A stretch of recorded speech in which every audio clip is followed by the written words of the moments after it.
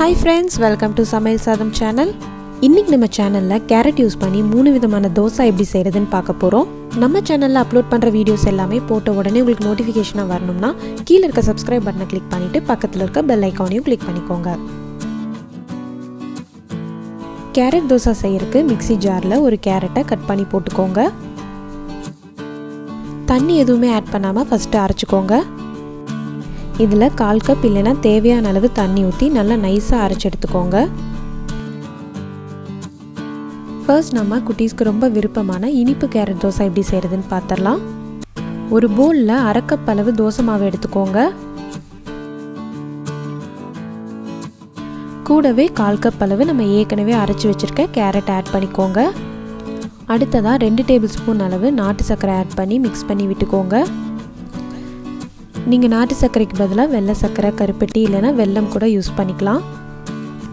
நான் எடுத்துருக்க தோசை மாவில் ஏற்கனவே உப்பு இருக்கிறனால நான் உப்பு ஆட் பண்ணல. நீங்கள் எடுக்கிற தோசை மாவில் உப்பு இல்லை அப்படின்னா தேவையான அளவு உப்பு ஆட் பண்ணி மிக்ஸ் பண்ணிக்கோங்க. மாவு ரெடி ஆயிடுச்சு. தோசை ஊற்றிடலாம். தோசை ஊற்றுறதுக்கு தோசைக்கல் இல்லைன்னா பேனை சூடு பண்ணிக்கோங்க.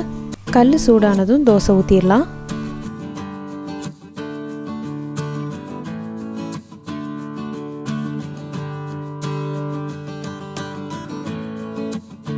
தோசை ஒரு பக்கம் வெந்ததும் திருப்பி போட்டுடலாம்.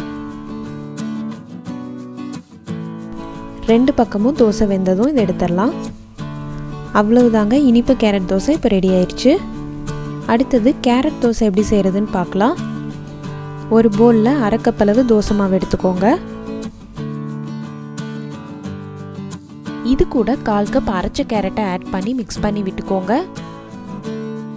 நான் எடுத்துருக்க தோசை மாவில் ஏற்கனவே உப்பு இருக்கிறனால நான் ஆட் பண்ணல. நீங்கள் தோசை மாவை டேஸ்ட் பண்ணி பார்த்துட்டு தேவையான அளவு உப்பு ஆட் பண்ணிக்கோங்க. தோசை மாவு இப்போ ரெடி ஆயிடுச்சு. தோசை ஊற்றி எடுத்துடலாம்.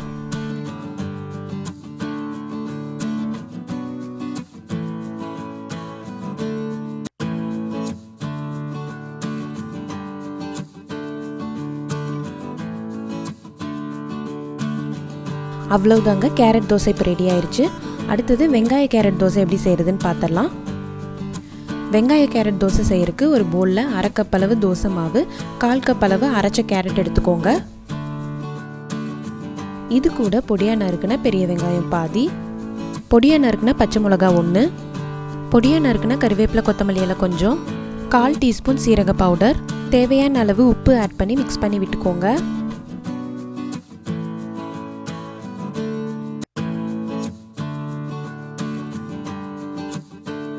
மாவு இப்போ ரெடி ஆயிடுச்சு. தோசை ஊற்றிடலாம்.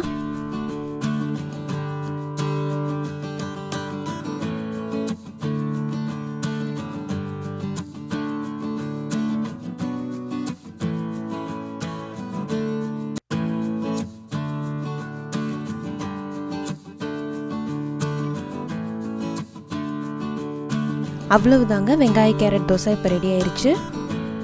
கேரட் யூஸ் பண்ணி செஞ்ச மாதிரி பீட்ரூட் இல்லைன்னா பாலக்கீரை யூஸ் பண்ணி இதே மாதிரி செய்யலாம். கேரட் தோசை செய்யறதுக்கு தேவையான பொருட்களையும் அளவையும் இந்த வீடியோக்கு கீழே இருக்க டிஸ்கிரிப்ஷன் பாக்ஸில் கொடுத்துருக்கேன். இந்த வீடியோ உங்களுக்கு பிடிச்சிருந்ததுன்னா லைக் பண்ணுங்கள், ஷேர் பண்ணுங்கள், கமெண்ட் பண்ணுங்கள். மறக்காமல் சமையல் சாதம் சேனலை சப்ஸ்கிரைப் பண்ணுங்கள். தேங்க்யூ.